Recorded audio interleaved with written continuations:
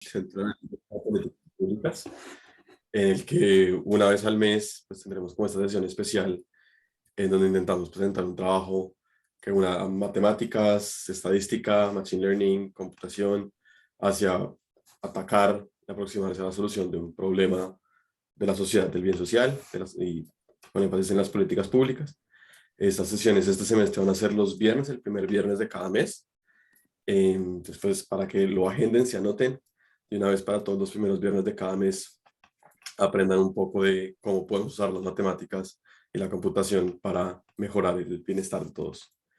En esta sesión de hoy particularmente nos acompaña Paula Rodríguez, va a presentar lo que fue su tesis de maestría de Ingeniería Industrial en la Universidad de los Andes. Paula es también matemática e ingeniera industrial de los Andes, sobre cómo utilizar el análisis de datos y el análisis de texto para generar modelos que permitan detectar e identificar redes de trata de personas en anuncios de escorts en línea. Paula está actualmente en su primer año, terminando su primer año en el doctorado de Ciencias de la Computación en la Universidad de Harvard, y está en un laboratorio que justamente trabaja temas de computación y ciencias sociales para el bienestar social. Entonces, Paula, por favor, si tienen alguna pregunta para aclarar algún punto, por favor háganla o por el chat, y al final también tendremos una pequeña discusión para hablar con ella. Muchas gracias, Paula, por acompañarnos. También Paula hace parte del centro, me olvidó mencionar. Entonces, por favor, esta es tu casa. Listo, mil gracias. Y mil gracias a todos por estar acá y pues esperamos que nos puedan seguir acompañando en las sesiones del seminario del CAP este año. Me comparto aquí pantalla. Esto. No, compartí la que no era, perdón. Listo, ahí ya están viendo. Sí. Sí. Listo. Bueno, entonces, como les comentaba Mateo, hoy les voy a hablar sobre lo que fue mi trabajo de tesis para el grado de maestría en Ingeniería Industrial en la Universidad de los Andes.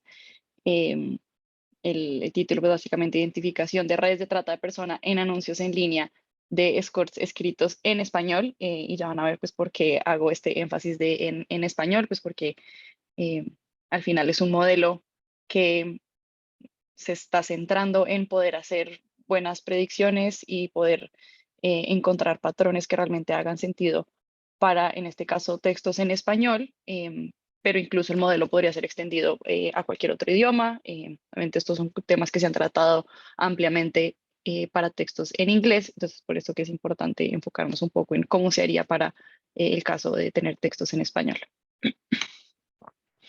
Entonces voy a iniciar primero contándoles un poco sobre la motivación del problema, cómo empecé a interesarme por estos temas y pues por qué terminé escogiendo esta aplicación como parte de mi proyecto de grado.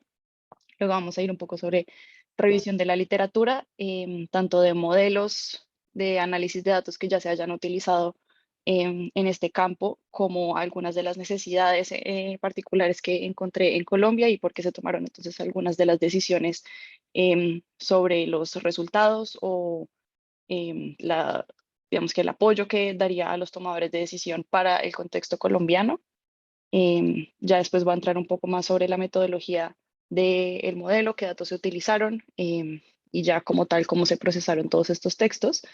Luego vamos a ver un poco los resultados y vamos a cerrar con las conclusiones y discusiones. Entonces, un poco sobre la trata de personas.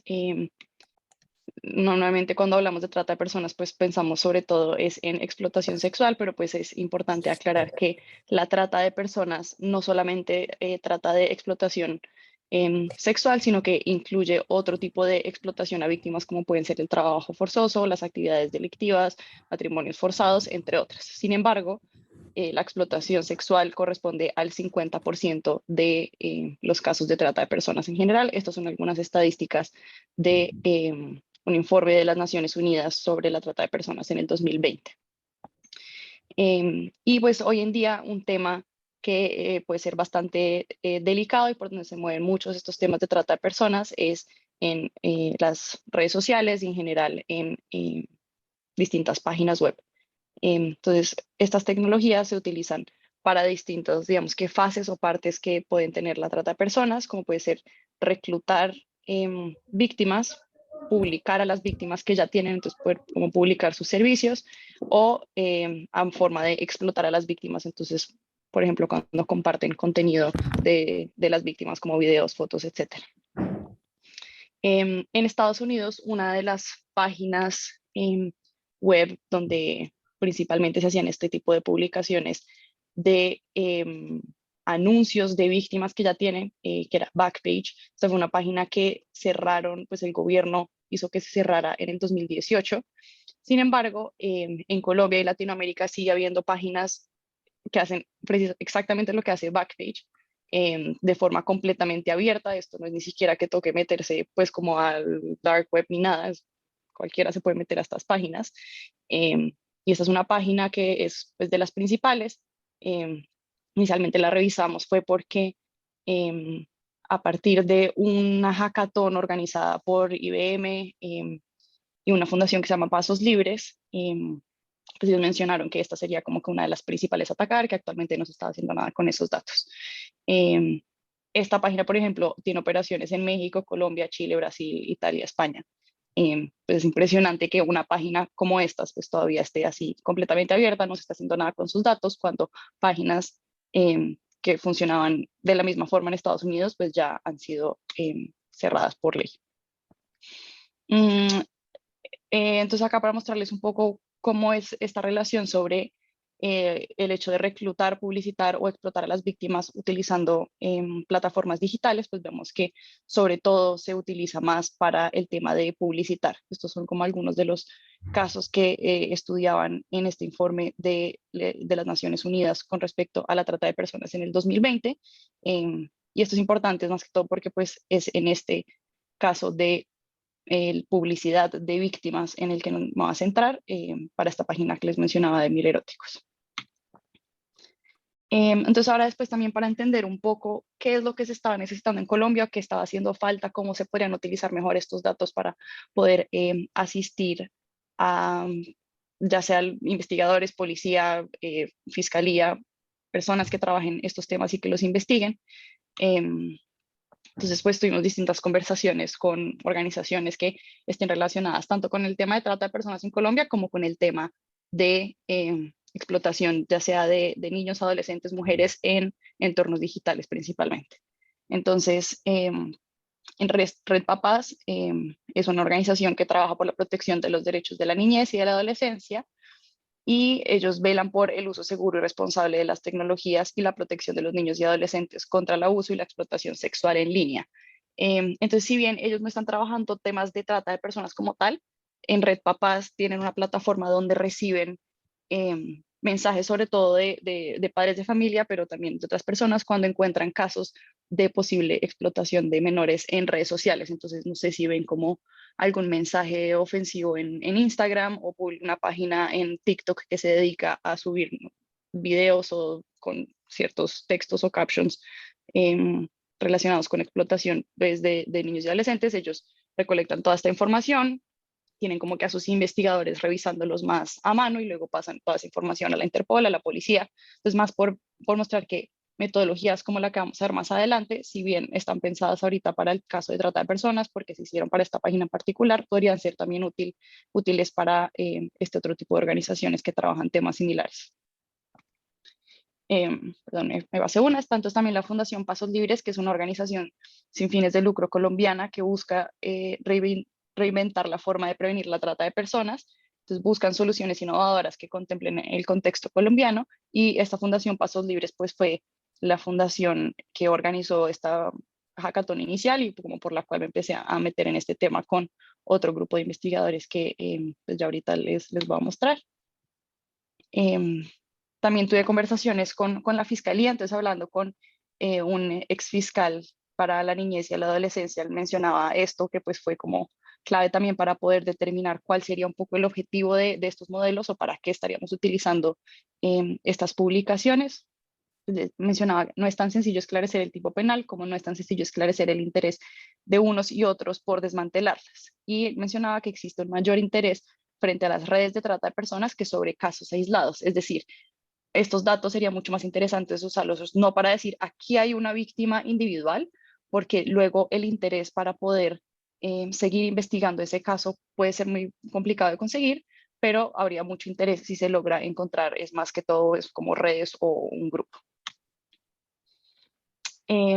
Existen otras organizaciones internacionales trabajando estos temas también en entornos digitales y utilizando soluciones de inteligencia artificial. Está entonces Marinus Analytics, que pues son sobre todo de unos investigadores que salieron de la Universidad de Carnegie Mellon. Y esta empresa lo que hace es desarrollar tecnologías para interrumpir la trata de personas, el abuso infantil y el fraude cibernético, pero su solución solamente tiene una extensión a casos en español por medio de traducciones, donde pues, se puede estar perdiendo mucha de la información de los textos. Digamos que su solución como tal está diseñada es para casos en inglés únicamente. Y a partir de estas hackatones y otros tipos de iniciativas que han surgido por esta Fundación Pasos Libres, también hay un grupo de estudiantes, sobre todo de la Universidad Nacional y creo que un par de los Andes, que armaron este grupo que se llama Aleph Mind. Ellos actualmente están estudiando más que todo temas de visualización, de poder entender si publicaciones están relacionadas porque tengan, por ejemplo, un mismo número telefónico, tengan una misma página web relacionada, un mismo correo electrónico, pero simplemente es un tema más de visualización y poder organizar un poco más toda la información que se puede encontrar en este tipo de páginas, pero no se está haciendo nada más allá de poder identificar conexiones que no sean, digamos que directamente claras con información como un mismo número telefónico. Pues bueno, acá por mostrarles un poco como el grupo con el cual inicié estos temas. Ahí está también Sergio Camelo, que es un investigador también de acá del Centro de Analítica para Políticas Públicas. Digamos que fue como por ellos y por esta hackathon por la cual me empecé a meter en el tema.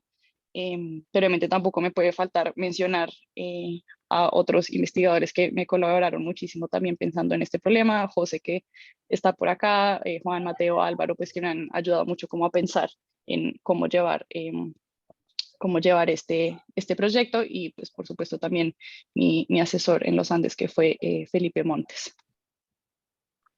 Y entonces entrando un poco en qué se ha hecho utilizando inteligencia artificial para la identificación de víctimas y de redes de tráfico usando modelos basados en datos, vemos que estos modelos se pueden separar, digamos que en dos grupos generales dependiendo de cuál es su objetivo final. Entonces, como ya les había mencionado un poco anteriormente sobre también los intereses que podría tener una institución como la Fiscalía en Colombia, hay uno primero que es identificación de víctimas. Este es en el que les mencionaba que tal vez la Fiscalía no estaría tan interesado, de pronto no que no esté interesado, sino que requeriría mucho más trabajo y convencimiento para poder, al dar una información como esta, destinar recursos a sigamos investigando. Entonces, ¿cómo se ven un poco estos modelos de identificación de víctimas? En general, todos siguen un poco esta misma estructura de hacer web scraping de anuncios de escorts, luego hacer una extracción de información con expresiones regulares. Entonces, acá cada una de estas publicaciones pues es un texto, expresiones regulares es encontrar un tipo de reglas para poder sacar información mucho más específica y estructurada de estos textos. Entonces, por ejemplo, sacar de todos los textos cuál es la edad que se menciona de la mujer, cuál es el color del pelo, cuál es la ciudad, no sé si hay algún tipo de costo por el servicio, entonces poder sacar toda esta información, estructurarla y esto lo hace entonces con expresiones regulares.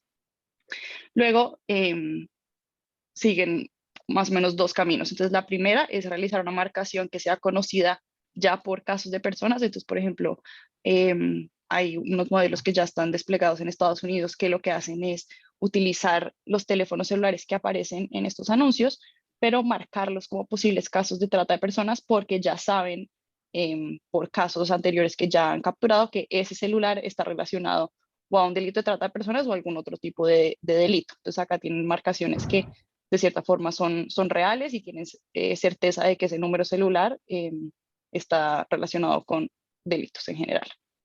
Y hay otros que pues no tienen estas marcaciones reales, sino que entonces utilizan proxies de casos que pueden ser sospechosos de trata de personas. Entonces, por ejemplo, que la publicación aparezca en distintas ciudades, que hablen en tercera persona, que ofrezcan, no sé, no una mujer, sino un grupo de mujeres. Esas son algunas de las cosas que podrían ser sospechosas en estas publicaciones. Y al final, ya sea con una marcación, digamos, real por tener conocimiento sobre lo de los números telefónicos o con proxies, se hace un modelo de clasificación de si es o no sospechoso de que haya ahí una víctima de trata de personas. Ahora, el otro grupo de modelos serían entonces los que están identificando es redes como tal. Entonces, no se quieren especificar en pasar de una publicación a decir si hay o no una víctima, sino poder relacionar publicaciones entre ellas para determinar cuáles podrían corresponder a un grupo más grande. Entonces, un poco la estructura que siguen todos estos modelos de identificación de redes es primero realizan una extracción de características, entonces muy similar a cómo se haría en el caso anterior cuando les decía que usaban expresiones regulares para estructurar un poco más los datos. Luego está el paso de resolución de entidades con características que llaman fuertes. Entonces, características fuertes es tener un mismo número celular, tener un mismo correo electrónico. Entonces, lo que se está haciendo acá es unir estas publicaciones y decir, estas pertenecen a una misma entidad, a un mismo grupo, porque tengo esta característica fuerte que las está uniendo.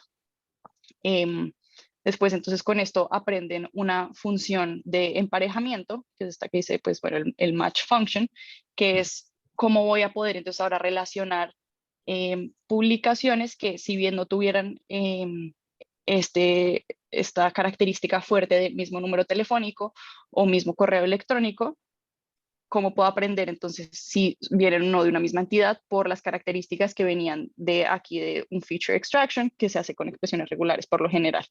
Este TJ Batch Extractor es simplemente porque es como el código open source que sacó uno de estos papers para poder hacer toda esta extracción de información, pero para textos en inglés.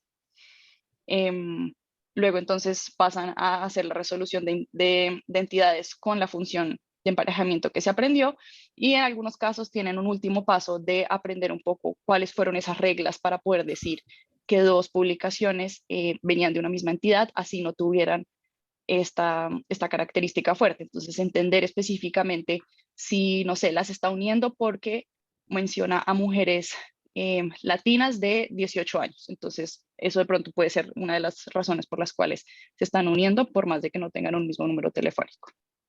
Y esa también va a ser un poco la estructura que yo voy a seguir ahora después con el modelo que les voy a mostrar. ¿Qué otro tipo de aproximaciones hay para la identificación de redes de trata de personas? También hay algunas que lo que hacen es basarse más en modelos de redes. Entonces, por ejemplo, está este tipo de red donde hay dos tipos de nodos, que son los nodos que son las publicaciones como tal, entonces digamos puede ser el círculo, y están los cuadrados que son las atribuciones o las características que están mencionadas en esa publicación. Entonces, si una publicación menciona una mujer latina, entonces se conecta con el cuadrado que sea mujeres latinas, pero puede haber otra publicación que también, entonces por eso, pues a un cuadrado si llegan dos ejes es porque hay dos publicaciones que mencionaban esa característica. Entonces, básicamente lo que se quiere hacer acá y pues lo que hacen en este paper donde presentan Redthread es dada una sospecha sobre alguna publicación, y esto pues lo hacen obviamente de la mano de investigadores en el tema de trata de personas. Entonces, si ya tienen una sospecha sobre una publicación, empiezan a recorrer un poco este grafo, entendiendo cuáles son entonces estas características que pueden estar compartidas con otras publicaciones y así poder, digamos que agregar más casos sospechosos según las publicaciones a su investigación. Y un segundo modelo que sigue un poco pues, esta estructura de arriba ya de forma más como con los pasos que se están mostrando ahí, es este de Flaggit. Lo único que tiene diferente y que pues lo que vale la pena resaltar acá es que utilizan una aproximación semi-supervisada y digamos en la parte de su proceso ingresan algunas de las marcaciones que hace algún investigador. Entonces, por más de que ellos utilizan en una fase algunas proxies y nuevamente se basan en expresiones regulares para sacar características de los textos, parte del proceso es marcar algunos de estos textos con la ayuda de investigadores que van diciendo si son o no son sospechosos. Y al final terminan pues con un modelo de clasificación bastante sencillo. ¿Cuáles son las limitaciones de estas soluciones que les acabo de mencionar anteriormente? Entonces, lo primero, que ya pues lo mencioné ahorita que las estuvimos describiendo, es que dependen de esquemas de extracción de información que son basados en expresiones regulares, y esto hace que sean creados para un idioma o dialecto en específico. Entonces, estos modelos es que logré encontrar en la revisión de literatura habían sido implementados para textos en inglés que habían sido específicamente publicados en Estados Unidos. Estos modelos no capturan entidades con similitudes no explícitas, y esto es precisamente por usar las expresiones regulares, porque las expresiones regulares lo que están haciendo en este caso es sacar información muy exacta, como les mencionaba, características físicas de la persona que estén describiendo o el lugar en el que están, cuánto cuestan los servicios, etcétera, pero no están sacando provecho a los patrones que podría haber en la forma en que están escribiendo las publicaciones. Entonces, no sé, la forma en que conjugan. Si normalmente usan un tipo de palabras que no cuadra con, no sé, la estructura de la manera en que están escribiendo, más como cosas que nosotros nos daríamos cuenta al leer el texto completo y no por la información específica que están mencionando en el texto. También introducen ruido a los modelos de reconocimiento de entidades, y esto es porque pues acá precisamente tienen un modelo previo que es el de extraer la información exacta, que este mismo modelo pues también puede tener errores en las características que está sacando del texto.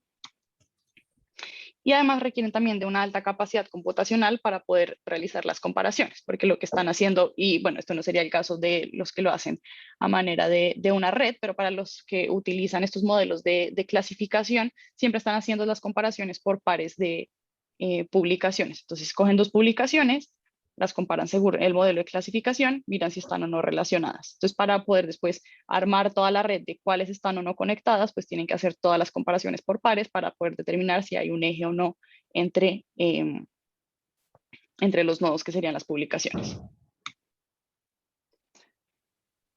Bueno, entonces, ¿cuáles son los datos que, perdón, ya, los datos que utilicé en este caso, como les contaba, vienen de una página que se llama Mileróticos, y lo que se hizo para poder extraerlos fue hacer un web scraping de estos anuncios de escorts que estaban publicados en español. Acá me centré simplemente en que estuvieran ubicados en Colombia. Se hizo el web scraping durante 90 días, entre el 17 de marzo y el 13 de junio del 2021, y entre estos 90 días se lograron extraer 260.493 publicaciones. En promedio, según lo que se vio pues sacándolo estos 90 días, era que las publicaciones duran en promedio en la página entre 1 y 5 días. Entonces este scrapping simplemente lo que se hizo fue dejarlo automático para que corriera cada día, porque pues si nos esperábamos más, una semana por ejemplo, estaríamos perdiendo varias de estas publicaciones. Y para el modelo lo que se utiliza es el cuerpo del texto y el número celular. Entonces el cuerpo del texto vendría siendo esta parte de acá, que es como pues la descripción más completa. Sin embargo, acá también hay un título, ese pues no se está usando en el modelo, lo que se utiliza es más ya la descripción completa. Hay pues una fecha de publicación, y un número de celular, que se vendría siendo para nosotros pues uno de los atributos importantes. Ya les voy a explicar cómo se usa en el modelo. ¿Alguien tiene pronto preguntas por ahí? También si me quieren interrumpir en cualquier momento, me pueden preguntar. Listo. Entonces ahora ya voy a entrar un poco más sobre la metodología que se utilizó en este caso para poder hacer entonces este reconocimiento de las redes. Entonces primero me basé en una técnica de aprendizaje de máquinas que se llama aprendizaje por contraste, y básicamente lo que hace el aprendizaje por contraste es poder aprender características generales de algún conjunto de datos, pero que tenga la característica de que no conocemos una marcación sobre ellos, pero queremos poder pues encontrar patrones que nos ayuden a entender un poco más qué hay detrás de estos datos.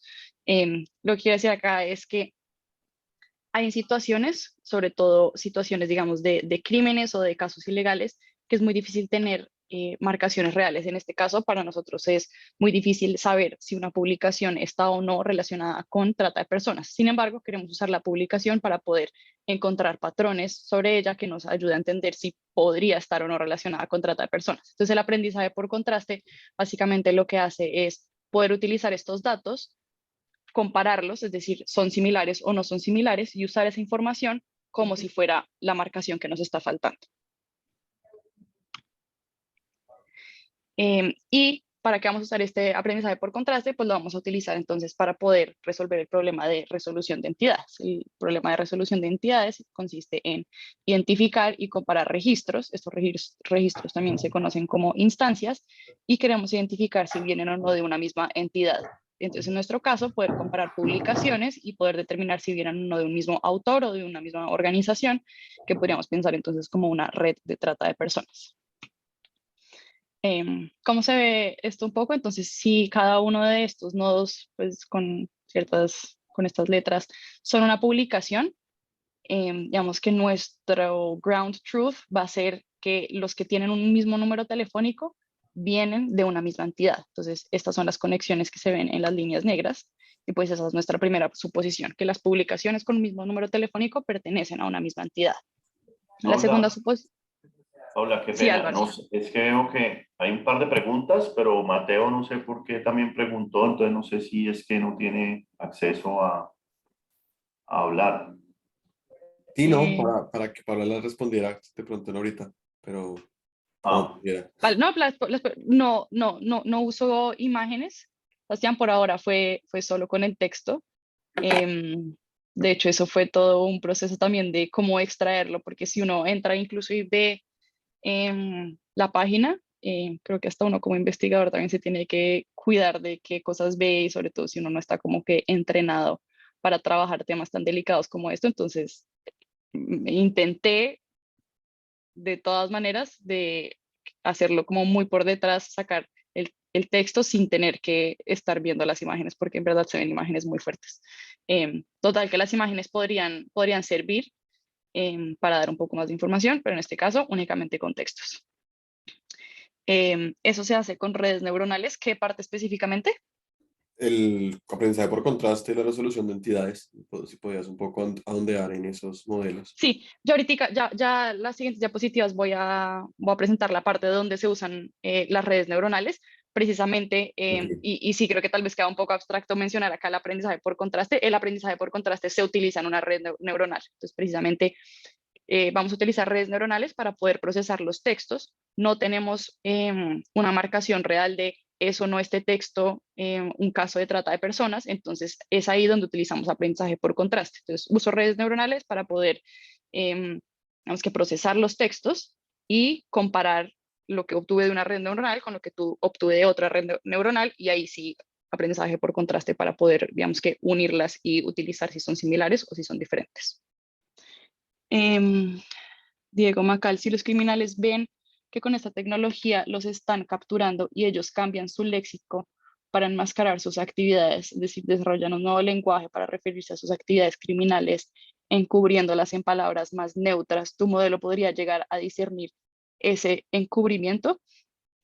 Bueno, Diego, mil gracias por la pregunta, y eso va directamente a esta tercera suposición. Entonces va a ir rápido por la segunda, y ya cuando hablemos de la tercera vuelvo a esa pregunta. Entonces, la segunda suposición es que los números telefónicos están asociados a una única entidad.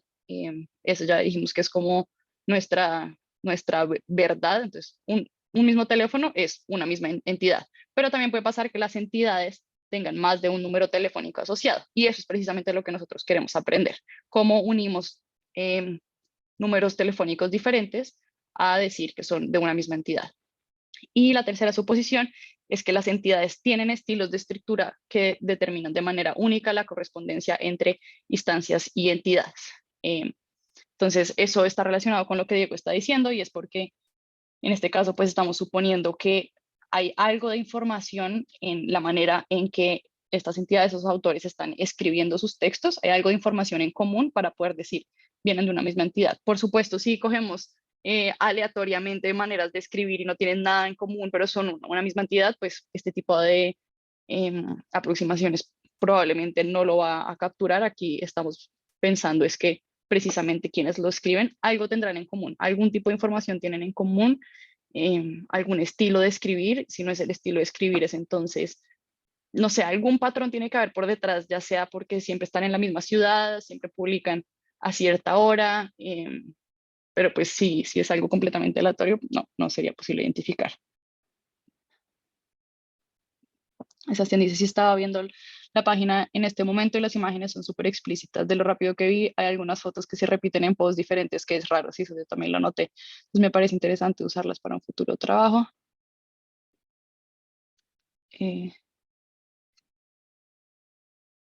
Listo. Entonces, básicamente lo que queremos hacer con el modelo es, en este caso, en la imagen que les estoy mostrando, les dije, solo tenemos conexiones por ahora de publicaciones que tengan un mismo número telefónico. Queremos entonces encontrar este tipo de conexiones donde, por ejemplo, A y C pues no tienen el mismo número telefónico, pero encontramos que A y C tienen patrones en su forma de escribir pues muy similares. Por lo tanto, ahora diríamos entonces que las publicaciones B, A, D, C y E corresponden todas a una misma entidad.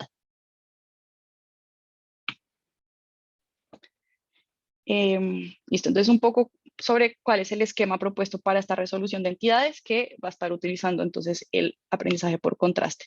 Entonces lo primero es hacer el web scraping y la limpieza y procesamiento de los datos. Luego es hacer una creación de pares y publicaciones similares y diferentes. Esto precisamente es el paso de poder realizar el aprendizaje por contraste, porque no tenemos las marcaciones sobre incluso quiénes son o no de una misma entidad. Tenemos el número telefónico, pero no tenemos realmente más allá de los números telefónicos, y no tenemos si son relacionados directamente con el tema de trata de personas. Entonces, ya habiendo creado pares de textos que vamos a considerar similares o diferentes, entonces ahí sí realizamos el aprendizaje contrastivo de representaciones vectoriales, y acá digo de representaciones vectoriales porque va a haber un paso entonces donde estamos utilizando unas redes neuronales para pasar de textos a representaciones vectoriales, y ya cuando tenemos unas representaciones vectoriales se realiza un aprendizaje contrastivo de las publicaciones. Eso digamos que es la línea de arriba, corresponde más que toda la parte de entrenamiento. Por abajo les estoy mostrando ya cómo sería la parte de evaluación y uso del modelo. Entonces, cuando ya tenemos al menos entrenado hasta el punto en que tenemos representaciones vectoriales con las cuales podemos hacer un aprendizaje contrastivo, pues no tenemos que crear estos pares, simplemente utilizamos los textos directamente y los pasamos a la representación vectorial que aprendimos gracias al aprendizaje contrastivo. Por eso es esta flecha de acá, que es como el modelo que se entrenó y se aprendió en el paso 3, es el que se va a usar en el paso 4 en el momento de evaluación. Luego ya cuando tenemos entonces representaciones vectoriales que aprendimos por el hecho de que los textos sean similares o diferentes, entonces vamos a realizar agrupaciones de estas representaciones vectoriales para poder identificar ahora sí los grupos de textos que son lo suficientemente similares como para decir que vienen de una misma entidad. Listo, entonces con respecto a, me vuelvo acá, voy a ir por cada uno de estos pasos de la metodología para explicar un poco más los detalles de cómo se hizo cada uno de ellos, cómo se tomaron las decisiones de los modelos también. Entonces, para la creación de los pares de publicaciones similares y diferentes, entonces los pares similares van a ser simplemente textos que tienen un mismo número telefónico asociado. Ya habíamos dicho que esa es como nuestra única verdad. Tenemos ahora pares diferentes si es una decisión que tocaba tomar de alguna manera. Nosotros no sabemos quiénes son lo suficientemente diferentes como para decir que son o no de una misma entidad, porque no sabemos quiénes no son una misma entidad. Entonces, en este caso, pues nos fuimos con una característica bastante conservadora, que sea, no tienen en común ninguna de las 3000 palabras que son las más comunes en el corpus, y si estamos pensando pues en cómo se representan estos textos, si los vemos en su matriz de términos de frecuencia, simplemente sería que fueran textos ortogonales. No tienen absolutamente nada en común si utilizamos un diccionario de 3000 palabras más comunes. Para los pares similares, se consideraron simplemente números telefónicos que tuvieran un máximo de 10 publicaciones en el tiempo de estudio, más acá como para limpiar un poco de ruido que pueda haber, números telefónicos que puede que a veces ni siquiera sean reales, sino que cualquiera lo coge y publican y no necesariamente vienen de una misma entidad. Entonces acá como por limpiar un poco esos casos, porque había algunos números telefónicos que en 90 días tenían, no sé, 1000 publicaciones. Pues esos casos no nos interesan. Entonces máximo 10 publicaciones. Esto también precisamente por la gráfica que están viendo a la derecha, que es la cantidad de publicaciones que tiene, perdón, la cantidad de veces que aparece un mismo número de celular en cuántas publicaciones en los 90 días. Se crea entonces una muestra balanceada de 50-50. Esto pues se podría escoger precisamente porque había bastantes pares que fueran diferentes, entonces dependiendo de cuántos pares similares tenemos para un máximo de publicaciones, de un máximo de 10 publicaciones con mismo número telefónico, entonces escoge también ese mismo valor para los pares negativos. En total se están trabajando entonces con cerca de 165.000 pares de textos positivos y negativos. Ahora para el tercer paso, ya que tenemos entonces cuáles son estos pares similares y negativos, entonces es donde venimos a utilizar el aprendizaje contrastivo, que es acá precisamente el paso en donde vamos a utilizar las redes neuronales.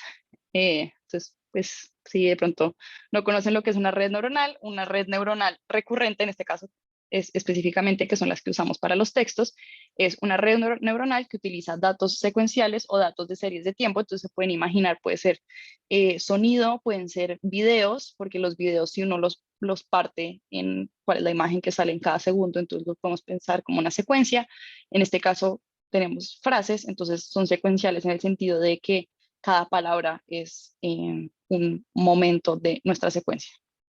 Y estas redes, por su estructura, logran determinar patrones sobre el texto que van a informar nuestro resultado final. ¿Y qué patrones pueden encontrar? Pues lo interesante en estas es que no necesariamente tenemos que tener unos datos estructurados y sacar características específicas del texto, sino que esta red tiene, digamos que la suficiente flexibilidad como para poder determinar características del texto más allá de la información específica que tenga, sino también sobre la manera en que están escribiendo. Hay distintos tipos de redes neuronales recurrentes, acá les muestro algunas. No voy a entrar en detalles sobre cómo son estas, solo decir que más o menos la que nosotros estaríamos utilizando se puede ver como una many-to-one, porque lo que queremos es ingresar un texto, que la red de cierta manera lo procese, aprenda en digamos, qué características ponerle atención, qué tipo de información es relevante en los textos, y al final tenemos un solo valor que nos interesa, que es la similitud. Ya les voy a mostrar un poco cómo se ingresarían entonces dos textos, porque acá pues está mostrando que se ingresa solo uno. Bueno, un poco más detalles sobre qué es o cómo funciona una red neuronal recurrente. En este caso es un ejemplo de esta de many to many, donde en cada paso, es decir, cada palabra, voy a ir realizando una predicción. Eso es lo que se está mostrando acá. Pero básicamente lo que vamos haciendo es, se va revisando de forma secuencial el dato. En este caso podemos pensar que cada uno de este X1, X2, X3 es cada una de las palabras de la frase. Esto ingresa a una unidad o capa recurrente del modelo. Se procesa este dato, se aprende una función interna para esta celda que va luego a pasar la información a la siguiente celda. Entonces esta celda ya solamente no tiene la información de la palabra en el segundo paso, sino que tiene información sobre la anterior, y así sucesivamente. Básicamente lo que se hace es recorrer toda la frase mientras estamos aprendiendo parámetros que van a ser los mismos para esta función adentro de cada una. Lo importante es que la información se va pasando a medida que vamos recorriendo la palabra. Hay otro tipo de redes neuronales recurrentes, o como especificaciones de redes neuronales recurrentes, que permiten que lo que se está aprendiendo sobre las frases pues sea como mucho más completo y no sea simplemente paso a paso como lo estábamos viendo en este caso, que la palabra 2, digamos, ya tiene información sobre lo que venía en la palabra 1. Entonces, una de estas son las redes de memoria a largo y corto plazo. Básicamente lo que hacen es ingresar otro tipo de parámetro que va a ser una celda, que es como si fuera una celda de memoria. Entonces, esta celda de memoria lo que permite es que no solamente nos estemos acordando de la información a pasos cortos, como se veía aquí anteriormente, digamos que si yo ya estoy acá en un paso 100, pues tal vez ya me olvidé de lo que venía en el primer paso con la palabra X1. Acá lo que queremos hacer es precisamente que esta celda logre entender cuándo debe retener información que fue relevante, que pasó muchos pasos atrás, y cuándo poder usarla.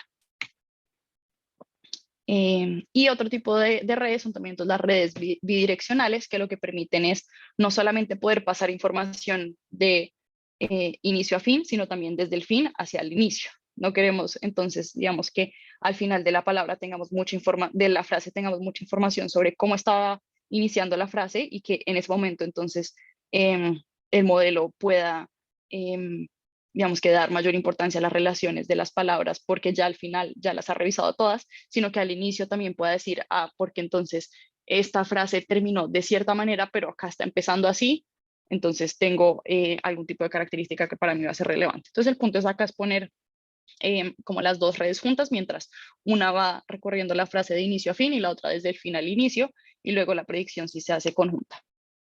Aquí quiero mostrarles estas dos porque precisamente la red neuronal que utilicé es una que se llama pues BLSTM, que es una de estas redes de memoria a largo y corto plazo, pero que también sea bidireccional. Esto precisamente para poder capturar características en los textos que entiendan un poco más la forma en que se está escribiendo y no solo características específicas o palabras muy específicas que se hayan mencionado.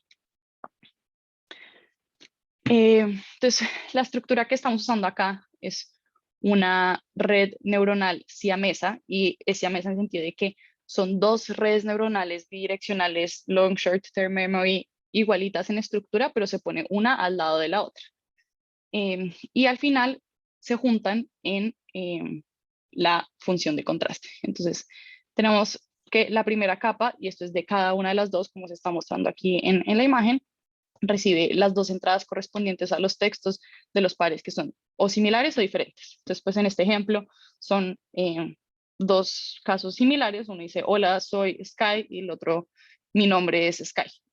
Entonces sabemos que son textos similares, los procesamos cada uno por aparte en la red que tiene la misma estructura, pero luego lo que queremos hacer es pues aprender los parámetros de esta red según una función de pérdida que corresponda a la distancia entre las representaciones que aprendimos en cada una de estas redes siamesas. Es decir, nos fijamos en la última capa, en este caso, digamos que fuera estos H's son la última capa, tenemos ahí una representación vectorial, luego miramos, aquí tenemos la distancia de la representación vectorial H3, la representación H4, y para este ejemplo que estamos viendo acá, tendríamos un Y real de 1 porque son positivos, si son similares. Entonces quisiéramos precisamente que si tienen una distancia pequeña, entonces se mapeen a los valores 1. Si tienen una distancia grande, se manden a valores 0, que es ser diferentes.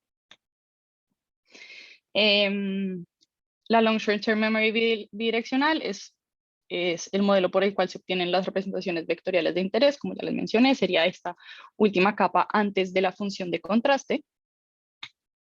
Y tenemos ya la función de contraste o de distancia que ya les mencioné acá, que es, entonces comparémoslas, veamos si son o no similares, y al final estamos entrenando como si fuera pues un modelo de clasificación, 0 si son distintos, 1 si son parecidos. ¿Qué más?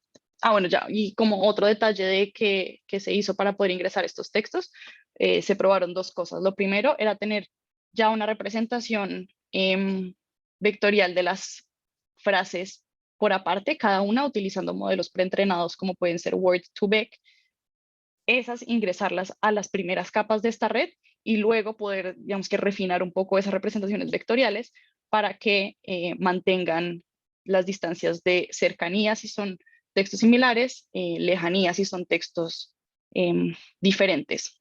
Y lo otro fue ingresar los textos directamente, pero tener una capa inicial de embedimiento que lo que haga es aprender de una vez cómo debería ser esa representación, incluso desde el inicio, es decir, utiliza primero unos valores aleatorios y durante el entrenamiento, por medio de backpropagation desde la función de contraste, poder entender cómo deberían ser en esa primera capa las representaciones que ingresen a cada una de estas redes neuronales siamesas.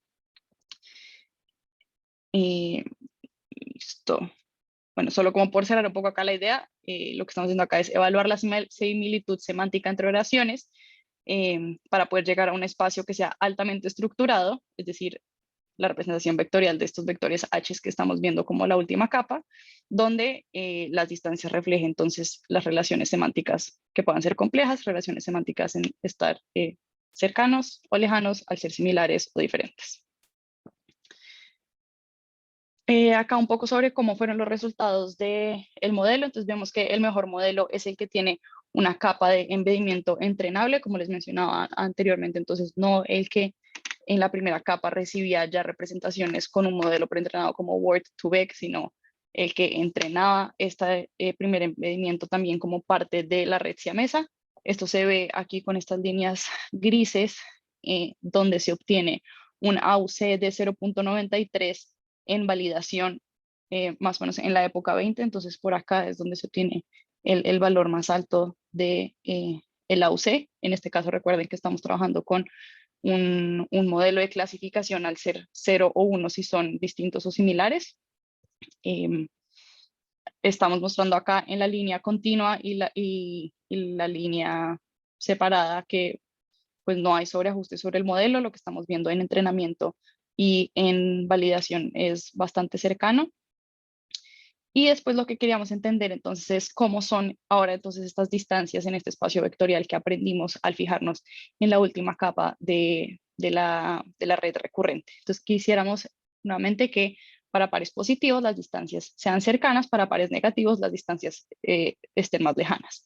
Entonces lo que pueden ver un poco en la gráfica de abajo es la distribución de estas distancias para pares similares y para pares diferentes. Entonces, para pares similares, que es la distribución en verde, digamos, se puede ver que están mucho más concentrados en valores pequeños, y aunque los negativos están también, digamos que hacia la parte izquierda, se ve que la distribución es, perdón, la concentración es mucho menor que para pares positivos.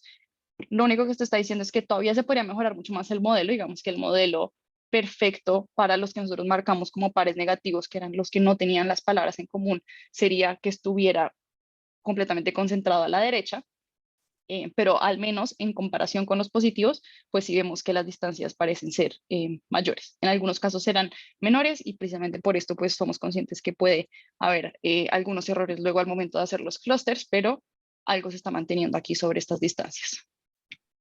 Paula, pero una pregunta. Sí.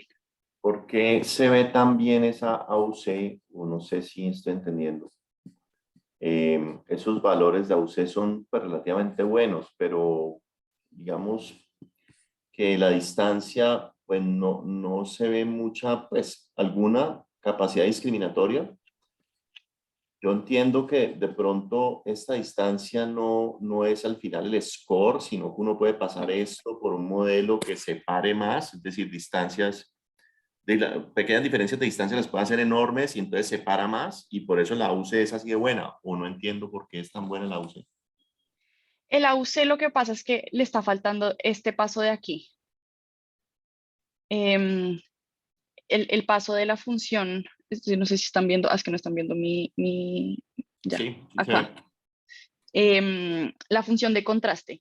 Entonces en la función de contraste, acá todavía está este paso de aprender por medio de una capa densa cómo pasar a esta parte de clasificación de 0, 1. Entonces aquí hay un paso de una capa densa que está uniendo estos dos vectores que aprendimos, mientras que al momento de hacer los clústeres, pues perderíamos un poco lo que ha aprendido esa capa densa y nos quedamos simplemente con la parte vectorial. Entonces yo creo que esta diferencia es el hecho de que haya un buen AUC aquí, por más de que estos negativos no estén completamente hacia la derecha, viene siendo porque ahí hay una capa densa que tiene información directa también sobre lo que se ha procesado en cada una de las redes recurrentes.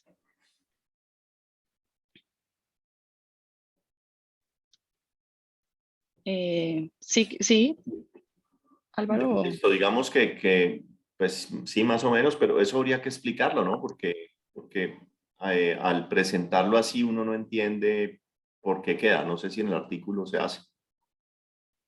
Sí, no, creo que no se hace, la verdad, digamos, no se explica exactamente por qué habría esta discrepancia, digamos que sí es raro ver que estos negativos estén hacia la derecha, es más como a comparación de los positivos, sí está dando mejor, pero todavía podría tener errores. Em, yo creería que es por esa última capa densa, pero sí, creo que sería algo bueno para aclarar ahí. Gracias. No, gracias por la pregunta, Álvaro. Em, Listo, entonces ya después de haber aprendido esas representaciones vectoriales, nosotros pues no quisiéramos tener que usar esta red de aquí, perdón, me devuelvo, esta red de aquí para hacer todas las comparaciones por pares. Si hiciéramos todas las comparaciones por pares, pues tendríamos de una vez entonces cuáles están o no conectados y lo pudiéramos hacer en un estilo de red que conecte las publicaciones, pero eso computacionalmente es bastante complejo.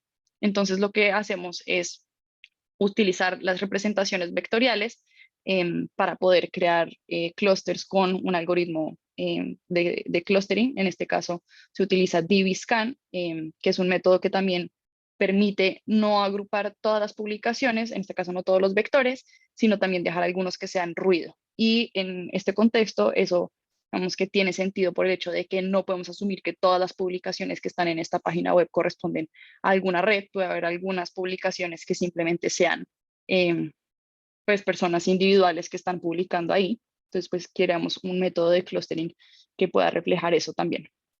En cuanto a los parámetros de este modelo de clustering, se utiliza un mínimo de vectores, en este caso, que tengan que aparecer en un grupo igual a 12. Eso simplemente porque al menos para lo que sabemos que es real, que son los mismos números telefónicos, se encontraba que en promedio en los 90 días había más o menos 11 publicaciones por cada número telefónico. Eso pues es como una razón más que todo como por el contexto y por los datos por la cual se escogió este parámetro. Y luego está el parámetro epsilon que corresponde un poco, es más hacia cuál debe ser la distancia máxima entre dos publicaciones para yo poder unirlas dentro de un mismo clúster. Se terminó escogiendo el valor de 0.8 para este epsilon, más que todo por un razonamiento sobre las publicaciones que son ruido y las publicaciones, las publicaciones que son ruido, las publicaciones que sabíamos que no queríamos que fueran, que no queríamos que fueran ruido, porque son las que ya están repetidas por otros números telefónicos, pero que el modelo las seguía marcando como ruido. Entonces, como pueden ver acá, nosotros quisiéramos que la tasa entre lo que es un falso ruido sobre el total de ruido sea lo más pequeño posible. Entonces ahí era este 0.08, que también coincidía con el codo, en este caso, de comparar el falso ruido contra lo que sabemos que no es ruido. Ahí se escogió 0.08 de esta manera. Sin embargo, era un poco difícil poder escoger un parámetro perfecto en el sentido de estar seguros que la información que está quedando en los clústeres realmente es sospechosa. Esto era un poco más solo sabiendo lo único que tenemos en la realidad, que son los números de teléfono repetidos. Para este punto estoy con ayuda de Daniel, que no sé si está por ahí, pero estamos revisando un poco temas de interpretabilidad de estos clústeres para poder escoger un poco mejor estos parámetros. Usar interpretabilidad en el sentido de poder explicar qué partes de los textos o qué características de los textos están haciendo que estos queden lo suficientemente cerca como para considerarlos como un clúster, y utilizando esa información en común poder decir qué tanto debería seguir agrandando o no el clúster. Bueno, y la tercera gráfica, la que tenemos a la derecha, está nuevamente mostrando una relación entre las publicaciones que son ruido y el total de publicaciones. Al menos lo que sí se logra ver con estos clústeres y con las distancias es que las publicaciones que quedan como ruido tienen una menor repetición de números telefónicos que las publicaciones que quedaron asignadas a algún clúster. Entonces, pues esto es algo como positivo para decir, ok, al menos las que se están publicando como clústeres sí se repiten mucho más que las que estamos diciendo que no pertenecen a ninguno. Bueno, ya para mostrarles algunos de los resultados, y uy, perdón, ya voy un minuto pasada, termino acá ya en 3 minutos. Estas fueron algunas de las publicaciones que se lograron identificar que hacían parte de un mismo clúster, pero que no tenían números de teléfono iguales. Entonces pueden ver estas 3 publicaciones, tenían números de teléfonos diferentes, pero empezaban de la misma forma y terminaban de la misma forma, lo cual era interesante porque pues no es que los textos fueran exactamente iguales, tienen toda esta parte que está en negro que es diferente y el modelo lo logró identificar como de un mismo clúster. Sobre el que está en la izquierda, el primero, pues uno podría incluso haber hecho esta identificación si hubiera visto como los enegramas en común. Obviamente para este caso eran ejemplos que a la simple vista nuestra, y si nosotros los leemos, pues entendemos por qué es que se están uniendo. Habrá algunos que incluso solo con leernos no va a ser completamente claro por qué se están uniendo, porque puede ser simplemente características de cómo es la escritura, que de pronto hasta para nosotros no es claro, pero para el modelo lo fue. Y pues toda la discusión de que el modelo sea un poco más caja negra y que quisiéramos poder entender un poco más con métodos de interpretabilidad. Otro que ahí sí no es tan explícito porque serían parecidos o las palabras no son exactamente las mismas, son estas 3 publicaciones que están aquí a la derecha, aparecían en el mismo clúster, tienen números de teléfono diferentes, pero si ven, todos empiezan mencionando un lugar, entonces Popayán, Sincelejo, Barranquilla, tienen, digamos, el primero y el segundo dicen Popayán y todo el Cauca, y el tercero dice Barranquilla y todo el Atlántico. Entonces, algo que fue muy interesante que el modelo hubiera podido capturar por más de que no sean las palabras iguales. Y estos terminan todos hablando de, como describiendo un tipo de paquete. Entonces, un pack con fotos y videos por 5.000. El segundo dice muy económico desde 5.000. El tercero, digamos, en vez de decir un pack, dice un paquete con fotos. Entonces, este fue pues bastante interesante de ver que se hubiera juntado como un mismo clúster. ¿Qué se logró y cuáles son las limitaciones? Entonces, se logró proponer un modelo de resolución de entidades de anuncios de escorts para poder identificar posibles casos de trata de personas. Este modelo es aplicable a diferentes idiomas de forma directa. En este caso, pues se mostró para casos en español, pero si bien en ningún momento se estaban utilizando expresiones regulares que fueran creadas para un idioma en específico, sino que simplemente entraban utilizando alguna representación vectorial a nuestra red neuronal. Este no requiere de comparaciones por pares, por lo tanto requiere una menor capacidad computacional, esto por la parte de utilizar clustering en el espacio vectorial que se aprendió por el aprendizaje contrastivo, y además es capaz de identificar similitudes contextuales e información común explícita y no explícita entre los anuncios, es decir, no solamente estamos identificando que mencionen mismas características físicas, sino que hay información sobre la forma en que se está escribiendo, por ejemplo, para poder decir que son o no de un mismo grupo. Y por lo tanto, este pues brinda información relevante para combatir y apoyar la estructuración de casos relacionados con el delito de trata de personas. Esto puede ser pues información bastante relevante para quienes investiguen este tipo de casos. Bueno, ya me pasé 5 minutos. Entonces les voy a dejar acá un poco de cuáles son las limitaciones, que igual ya las mencioné a lo largo de la presentación. Como les mencionaba, hay una pérdida un poco de interpretabilidad de por qué se están uniendo, hay una dificultad en la selección de grupos porque no tenemos valores reales sobre quiénes son o no de una misma entidad. Falta marcaciones de realmente qué es sospechoso de trata de personas porque no hay un análisis de expertos. Se podría incorporar un poco más esta información a manera de agregar marcaciones como lo mostraban en algunos de los modelos que ya se han hecho en inglés, que incorporaban una parte de crear nuevos labels con conocimiento de expertos. Bueno, hay muchos pasos con los cuales seguir mejorando. Pero listo. Muchas gracias por por oírme, qué pena que me pasé, pero igual si quieren quedar un momento ahí por preguntas, pues también feliz de recibirlas.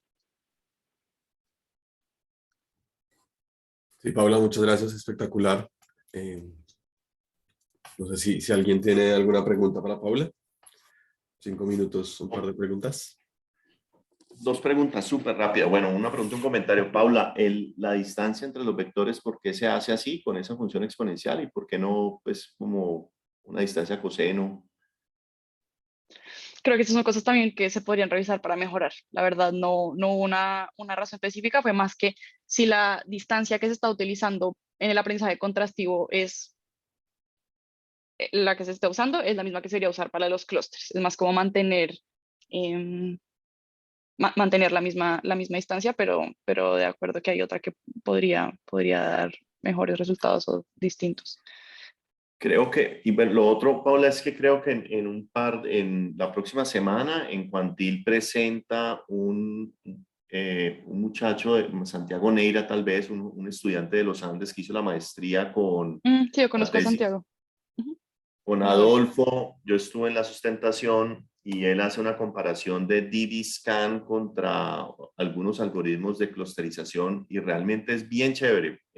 Encontró unas cosas pues como bastante distintas en cómo se obtienen los clústeres. DB-Scan es bastante bueno y computacionalmente bueno, pero pues valdría la pena de pronto, esa es una forma también de extender tu trabajo, ¿no? Como si cambia mucho, de pronto si usas otra técnica para hacer los clústeres.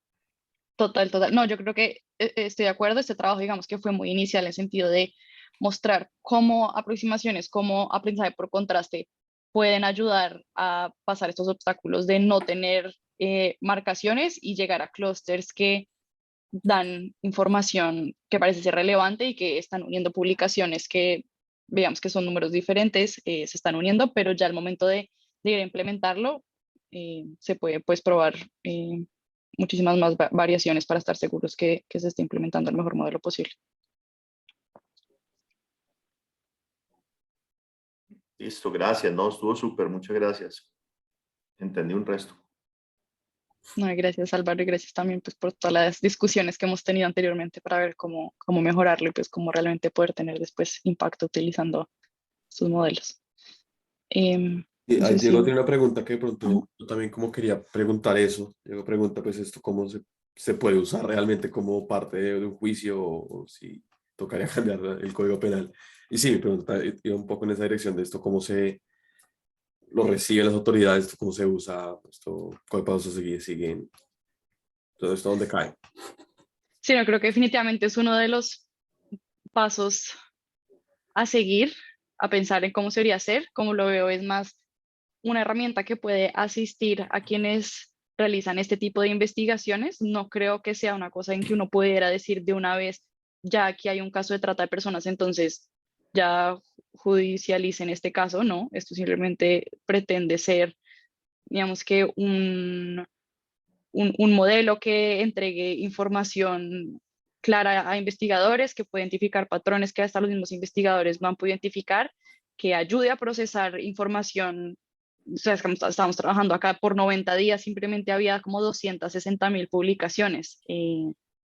Como un investigador puede entonces a mano ponerse a leerlas y hacerlo, muy complicado. Entonces es más como poder hacer esta información un poco más clara y accesible para los investigadores. Pero sí, pasos a seguir. Con Álvaro habíamos estado discutiendo eso, y hablar con algunas personas de la policía que estén trabajando en estos temas, a ver si podrían estar interesados en modelos como estos y realmente esto los asiste en sus investigaciones y sus procesos. Y muchas gracias por la pregunta, Diego. Creo que pues sí es súper importante pensar realmente esto cómo se trae a la realidad y cómo viene siendo de utilidad y no se queda simplemente pues en este trabajo de investigación y ya.